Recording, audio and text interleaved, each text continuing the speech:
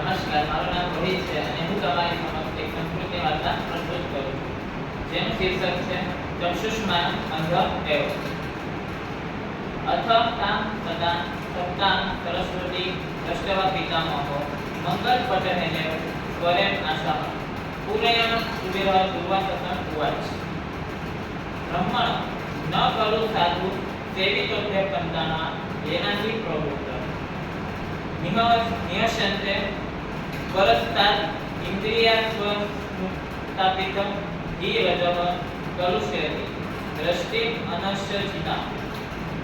कियत् दूरः वाक् चक्षुर्वीक्षते विशुद्धया हि धिया पश्यन्ति कृतबुद्धया सर्वान् अर्थान् असतः सतो वा निसर्ग विरोधिनी चेय स्वयः पावक्योरि धर्म क्रोध्यो त्रैकत्र पुत्री आलोकं पहाय कथ कंति निमज्जति समाहि मूलः सर्वपथा परदोष दर्शन दर्शा दृष्टिरिव कुपिता बुद्धि न तो आत्मदोष पश्यति व महातपो भार वैवधिकता व पुरोभाग भागित्वम अतिरोषणः चक्षुष्मान् अंधम् एव जनः न हि कोपकर्षिता विमृशति मतिः कर्तव्यः वा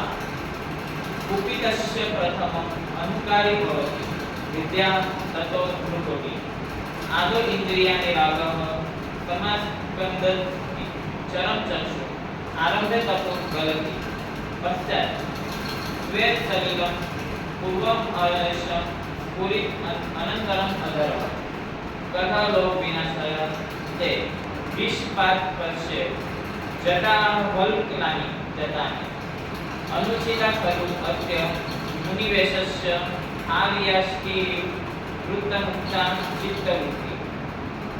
शैलेषु एव वृत्तां भवति कृत्रिमम् उक्षं शून्यं चेतसा ताप्ताकल्पम् अल्पमपि न ते पश्यामि कुशलः जातः अस्ति.